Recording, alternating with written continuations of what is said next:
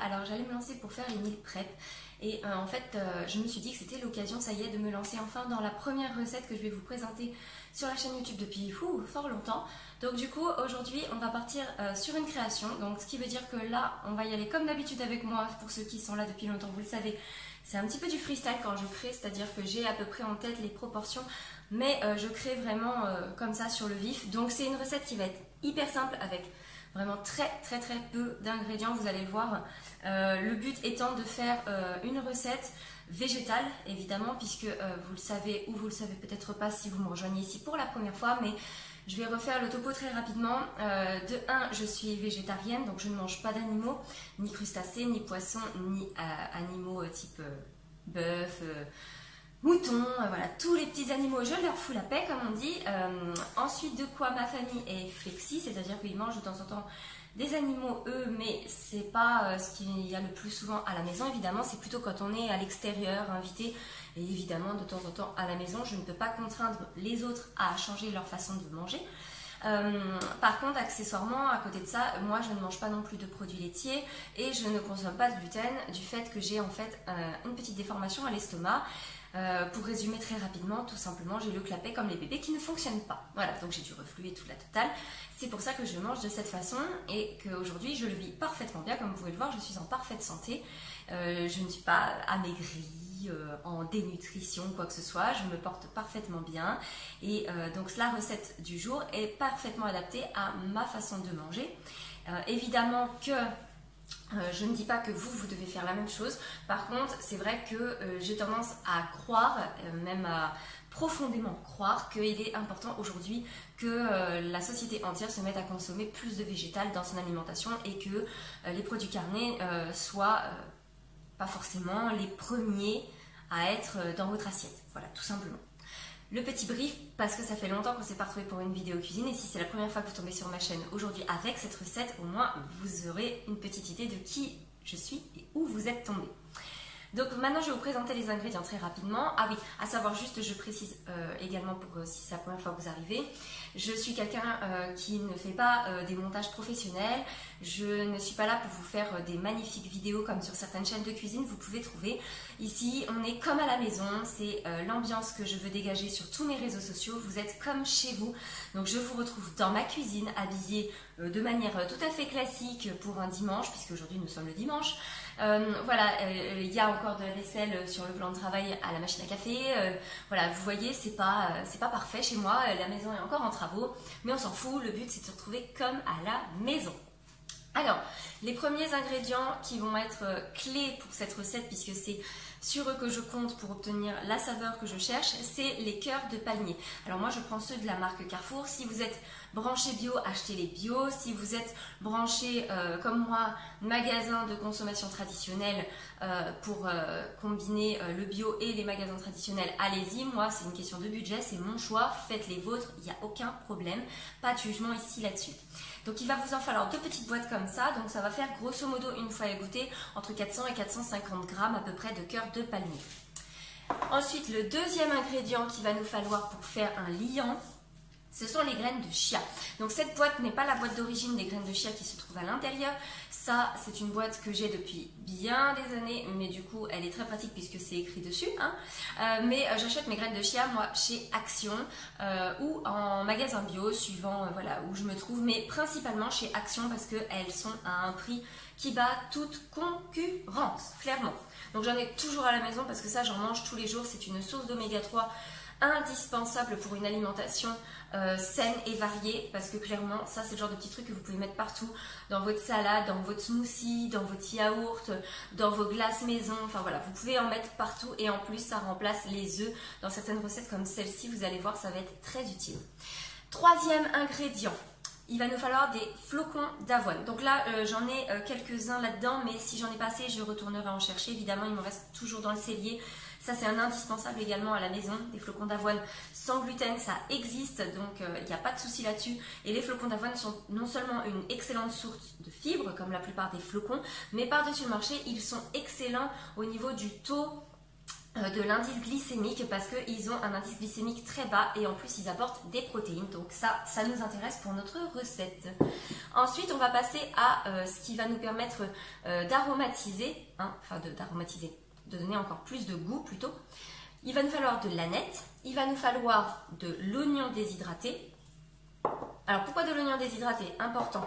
Moi j'ai un petit garçon qui n'est pas fan de la texture de l'oignon. Le problème c'est que si on mixe de l'oignon, ce n'est pas bon de mixer des oignons frais, hein. Donc ça je vous envoie vers vos recherches, vous saurez vite pourquoi. Un oignon frais mixé n'a pas du tout les mêmes vertus qu'un oignon qui est simplement coupé délicatement pour éviter d'abîmer sa chair, sa fibre, etc.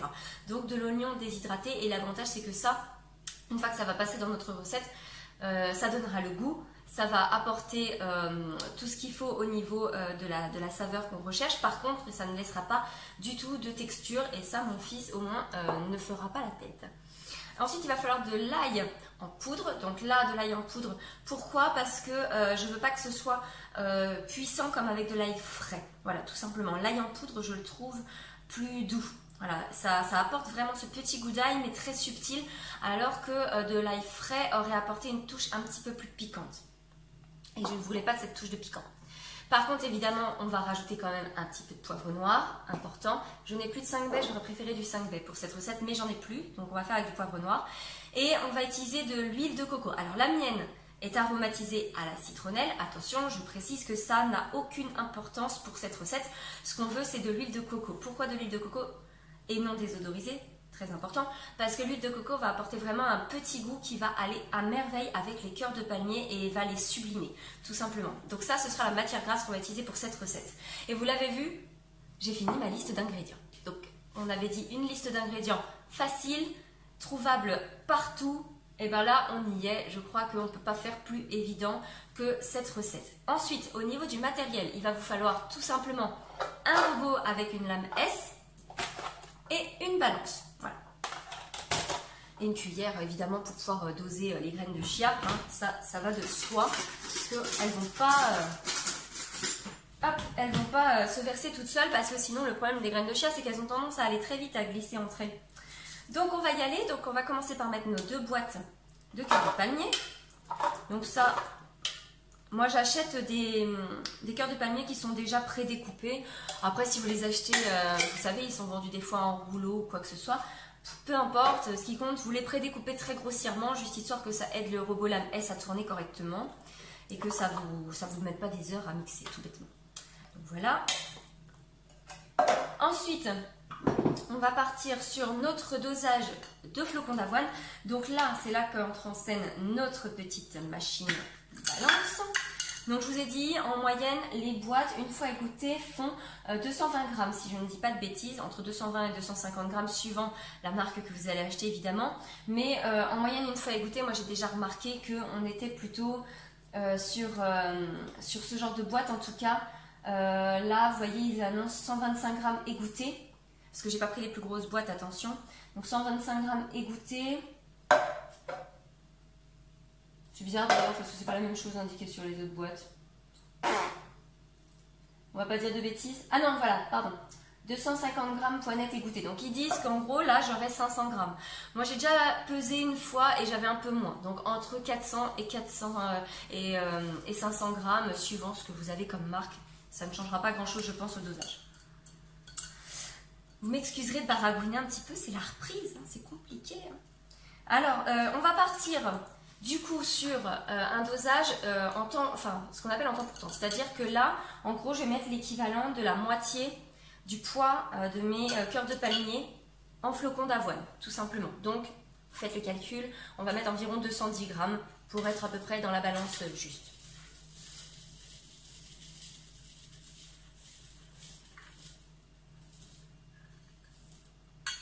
Ça sent trop bon les cœurs de palmier, moi j'adore ça et ma fille est fan aussi. J'aurais voulu le faire exprès, j'aurais pas fait mieux, hein, franchement. Voilà. Donc là, j'ai mis mes petits flocons d'avoine. Ensuite, je vais partir sur mes graines de chia. Donc les graines de chia sont là pour jouer le rôle du liant quand on ne mange pas d'œufs. Évidemment, si vous mangez des œufs, le plus simple, vous prenez un gros œuf ou 2 petits et vous balancez ça dans votre mixeur avec le reste. Hein. Si vous n'avez pas de graines de chia, ne vous embêtez pas à chercher midi à 14 h. Je vous dis un gros ou deux petits, ça fera parfaitement l'affaire. Moi, je vais partir donc sur mes graines de chia. Et pour remplacer les œufs, je vais mettre environ 30 grammes.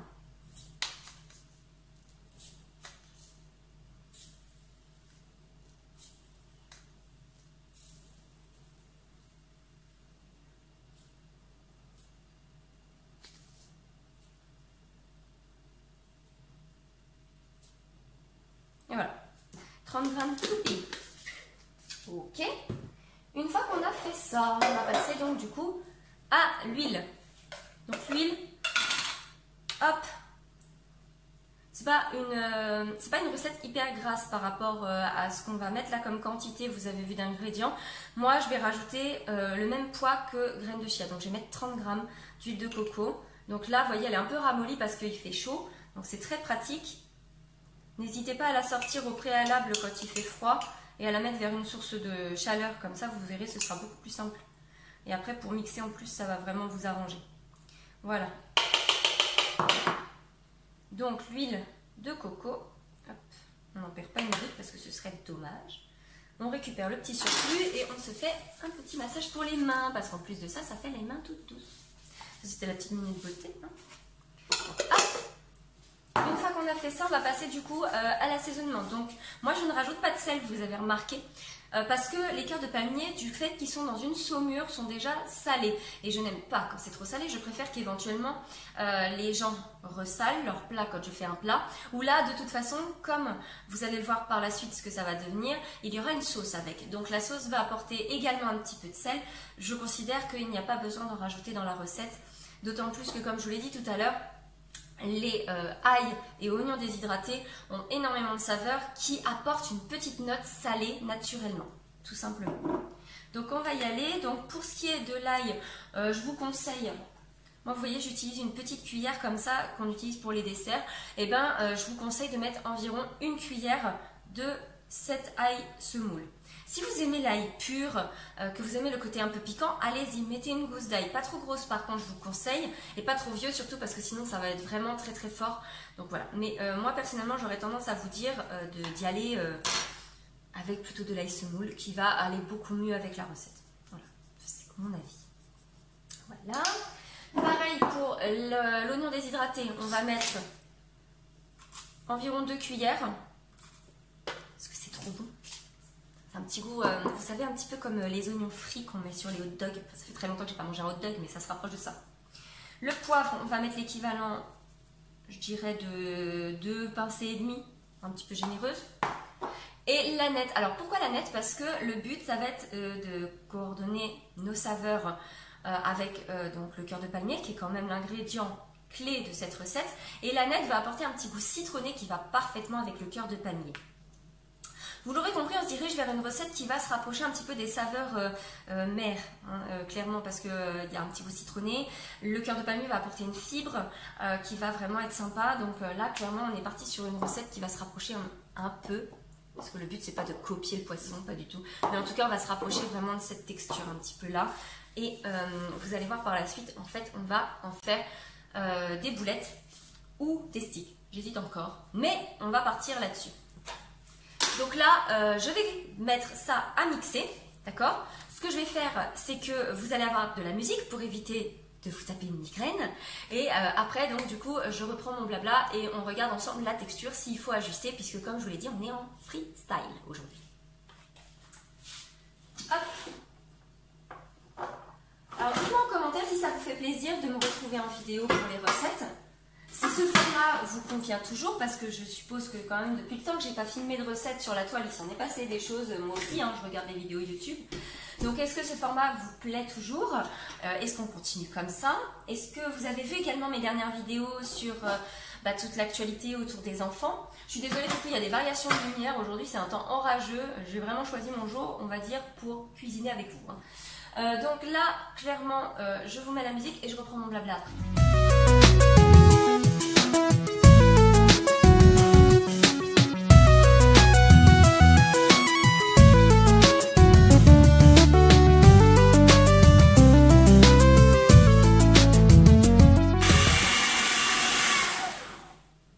Alors, on va checker où ça en est, hein, pour s'assurer que ça ne devienne pas non plus de la purée. Le but n'étant pas là, on veut garder quand même de la matière pour que ça se tienne. Hop.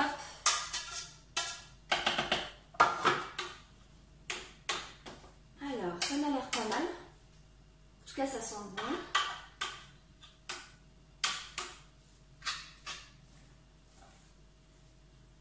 On va remixer un petit coup, je pense, parce que du coup, il y a des flocons d'avoine qui sont remontés à la surface, qui sont moins mixés que ceux du dessous. Par contre, au niveau de la texture, c'est cool parce que j'ai bien gardé les fibres des cœurs de palmier, c'est ce que je voulais. Et là, je pense que le dernier coup de mixage va faire du bien pour lier encore le tout correctement et ce sera impeccable.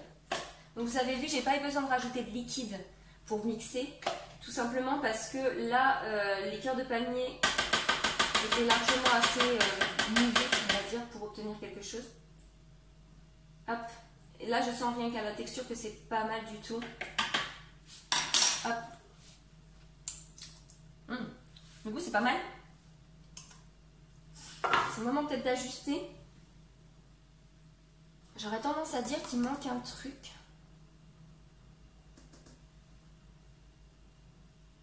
Une goutte de citron. Voilà, donc mon petit citron, moi j'en ai toujours en fait en bouteille comme ça quand j'en ai pas de frais, et là c'est le cas pour aujourd'hui.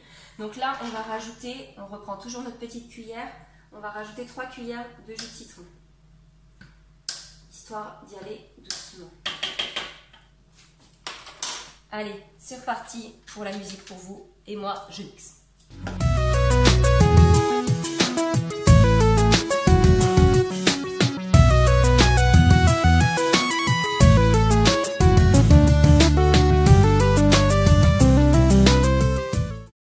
Bon, je crois qu'on est bon, ça y est pour la texture. Au nez, vous voyez, on sent le citron que je viens de rajouter, ça c'est pas mal du tout. Ça va très bien s'accorder avec l'aneth, le cœur de palmier. C'est top. La texture est parfaite. Et en fait, je vais vous montrer au niveau de la cuillère comment ça rend. Mais on dirait un petit peu comme une rillette de thon au niveau de la texture. Je vais vous montrer ça. Voilà. Vous voyez, c'est bien mixé. C'est tombé. C'est bon. On sent bien le goût des flocons d'avoine, on sent quand même le goût du cœur de palmier, mais c'est pour les gens qui n'aiment pas trop ça, c'est top parce qu'on ne le sent pas non plus trop fort. On va faire bien la planète, on va couper ça. Non, c'est vraiment pas mal du tout, c'est très doux. On sent bien, moi, la citronnelle qu'il y a dans mon huile de coco, mais pas tant que ça va. Et du coup, c'est sublimé par le citron. Ça, c'est pas mal du tout. Et la texture est vraiment très très sympa. Vous allez voir, on va pouvoir vraiment facilement modeler. Je vous dis, on dirait vraiment de la rillette de thon. Donc ça va être tip top pour faire nos petites boulettes. Alors, il y a deux options, il y a deux écoles. Parce que là, c'est une option que je vous propose. Moi, je ne vais pas la faire parce que là, le but, ça va être de les faire cuire au four. Par contre, ce que vous pouvez faire, c'est que si vous aimez également la panure et que vous avez des enfants qui aiment ça, je vous invite à faire tout simplement avec de l'eau, de la maïzena, vous mélangez jusqu'à obtenir une espèce de crème un petit peu blanche. Vous les roulez dans cette crème un petit peu blanche une fois que vous aurez fait vos boulettes ou vos sticks, suivant la forme que vous allez choisir. Moi, j'hésite encore. Mais vous allez donc rouler ça dans cette espèce de liquide blanc. Et derrière, ce que je vous invite à faire, vous avez plusieurs types de chapelures possibles, soit avec du pain sec que vous aurez mixé et réduit en chapelure, soit vous achetez de la chapelure toute prête, évidemment vous pouvez aussi. Sinon vous pouvez le faire avec, ce qui est très très bon, c'est d'acheter tout simplement des pétales de maïs nature, vous les mixez grossièrement pour que ça fasse une chapelure et ensuite vous roulez dans cette chapelure là. Et après vous faites cuire avec de l'huile. Moi l'objectif là c'est de cuisiner ultra sain sans matière grasse. On a pour moi à mon sens bien assez avec l'huile de coco et je n'aime pas tout ce qui est cuit en bain d'huile etc. J'ai vraiment du mal avec ça. Donc là, on va vraiment partir sur quelque chose de très simple. Je vais aller chercher une plaque et je vais les modeler. Comme ça, après derrière, on sera tranquille. J'ai plus qu'à les passer au four une vingtaine de minutes, un peu comme des falafels. Alors, le matériel est très simple. On va prendre une plaque de cuisson. Moi, j'ai pris une feuille de cuisson. Enfin, une feuille de cuisson. Voilà. Vous voyez, c'est en matière lavable. C'est très pratique. Ça, je les achète chez Action pour une bouchée de pain. Et après, vous avez deux possibilités. Soit vous laissez refroidir au frigo pour que la matière soit vraiment bien prise et après vous pouvez y aller modeler avec les mains. Soit vous prenez deux petites cuillères et vous faites des petites quenelles avec les cuillères. Soit, comme moi, vous avez envie de le faire avec les mains, mais de ne pas attendre. Bon, Normalement, ce serait mieux d'attendre. Mais moi, je suis un petit peu impatiente parce que là, j'aimerais bien les lancer en cuisson. Donc, ce que je vais faire, c'est que je vais juste me prendre un petit peu d'huile pour les mains. Donc, soit vous prenez votre huile de coco, soit moi, j'ai mon huile que j'utilise pour les gâteaux, que je mets en fait dans les... Comment ça s'appelle? Dans les moules. Et en fait, ça, c'est une huile en spray. Donc, hop, je m'en mets un petit peu au creux des mains. Hop, comme si je me lavais les mains. J'attrape un petit peu de matière, donc ça colle quand même un petit peu, mais bon, c'est pas très grave. Et là, vous modelez. Donc là, moi, je vais essayer de les faire un petit peu façon quenelle. Hop, voilà. Et vous faites vos petits boudins ou vos petites boulettes, voilà, comme vous le sentez. Je vous dis après, si vous voulez vraiment que ce soit pas trop collant, vous le mettez au frigo. Vous l'oubliez pendant une petite demi-heure, 3/4 d'heure à peu près, le temps que la matière refroidisse bien. Et puis après, ce sera plus froid, donc ça collera beaucoup moins. Dans tous les cas, la méthode des petites cuillères, pour ceux qui veulent vraiment pas se salir les mains, c'est la meilleure méthode. Comme ça, vous êtes tranquille, vous n'avez pas besoin de toucher la matière. Si ça vous dérange, moi je sais qu'il y a des gens qui n'aiment pas ça. Donc vous voyez, après c'est tout simple, hein, vous faites des petits boudins comme ça, des petites croquettes, et puis c'est parti quoi. On va se faire une petite plaque comme ça, et puis moi je vais blablater en même temps avec vous. Donc tout à l'heure, je vous demandais si vous aviez vu les dernières vidéos au niveau des sujets sur les enfants que je fais. J'espère que ça vous plaît ce format, parce que moi, entre temps, quand même, depuis que la chaîne existe, je l'ai créée, j'étais enceinte de mon fils, et puis du coup, c'est vrai que depuis, il y a quand même 2 petits loulous quoi, qui se sont greffés, donc je fais pas que de la cuisine. Donc voilà, du coup, c'est pour ça qu'elle a évolué dans ce sens-là, ma chaîne, un petit peu d'ailleurs comme mon compte Instagram, puisqu'Instagram, au départ, quand j'ai commencé sur Instagram, j'étais cuisine et sport, et c'est vrai qu'aujourd'hui, la cuisine et le sport sont toujours au centre de ma vie, évidemment, parce que quand on décide de manger correctement, évidemment que ça ne change pas, ça. Mais clairement, arrive un moment donné, je passe énormément de temps aussi avec mes enfants. Donc c'est normal que je vous en parle un petit peu. En tout cas, je trouve que ça fait partie de la vie de maman. Si vous suivez un petit peu le blog, vous avez déjà lu l'en-tête, certainement, et c'est bien notifié. Qu'en gros, être une Wonder Maman, entre guillemets, c'est accepter, une Wonder Woman, c'est accepter d'être toutes les casquettes en même temps. Et ma chaîne, elle va dans ce sens-là. Voilà, tout simplement. Donc, j'espère que ça vous plaît, ce contenu diversifié. Je sais qu'au jour d'aujourd'hui, on nous dit qu'il faut être contenu expert, il faut se spécialiser. Moi, ma spécialité, c'est d'être maman, en fait. Je ne sais rien faire d'autre, finalement. Si, je sais vendre des voyages, puisque c'est mon métier à la base, même si je suis en congé parental depuis que j'ai eu ma fille, mais je veux dire, je ne sais pas faire grand-chose d'autre que d'être maman, quoi. Donc, arrivé à un moment donné, c'est ça, moi, ma spécificité dans mes réseaux sociaux, c'est de vous parler de la vie de maman, de tout ce que ça comporte, c'est-à-dire aussi bien s'occuper des enfants, faire à manger, faire les courses, faire du sport pour s'occuper de soi aussi, parce que une maman qui s'oublie, c'est une maman qui est fatiguée encore plus. Parce qu'à force de penser trop aux autres, au final, on s'épuise, on se met une double charge mentale, puisqu'on n'arrive pas à se faire du bien à soi-même, donc c'est compliqué. Ne vous inquiétez pas, je ne vous donne pas de leçons parce que je suis la première à galérer de ce côté, même si je fais du sport, etc. On pourrait croire que je prends du temps pour moi, mais finalement pas tant que ça. Mais voilà quoi. Au bout du compte, cette chaîne, elle est là pour ça et je suis en train de vous blablater à propos de tout ça, mais ça me fait tellement du bien de revenir vers vous en cuisine et de vous montrer en fait que c'est comme ça, moi, que j'aimerais qu'on continue ensemble. Donc du coup, je fais mon petit blabla et je fais mes petites boulettes en même temps, mes petits sticks là. J'espère que ça plaira aux enfants. Avec du ketchup, ils adorent tous ces... non, pas du ketchup, à mon avis, là, je vais leur proposer avec de la mayo, parce qu'à mon avis, avec de la mayo, ça doit être super bon. De la mayo maison, évidemment. Ça fait très longtemps que je ne vous ai pas montré ma recette de mayo. Elle est dans une de, pardon, elle est dans une de mes anciennes vidéos recettes, je crois. D'une journée en cuisine avec moi, un truc comme ça. Mais je ne sais plus dans laquelle. Il faudrait que je vous montre ma recette, mais c'est tellement bête à faire, une mayo vegan. Et je peux vous dire que toutes mes copines... mais je dis bien la plupart de mes copines, m'ont piqué la recette. Parce que, en fait, au final, ça permet d'éviter d'utiliser des œufs bêtement. C'est tellement bête à faire, et ça demande 2 minutes. C'est dommage, j'en ai déjà au frigo, sinon je vous aurais montré comment on la faisait aujourd'hui, mais je vous remontrerai ça, promis. Et du coup, la prochaine fois, je vais vous laisser le choix. Est-ce que vous préférez une recette salée, on continue dans le salé, ou est-ce que vous aimeriez que je revienne avec une recette sucrée? Dites-moi tout, parce que du coup, ça m'intéresse quand même d'avoir votre avis. Parce que là, en l'occurrence, je vous ai montré directement une recette salée parce que c'est ce qui m'inspirait.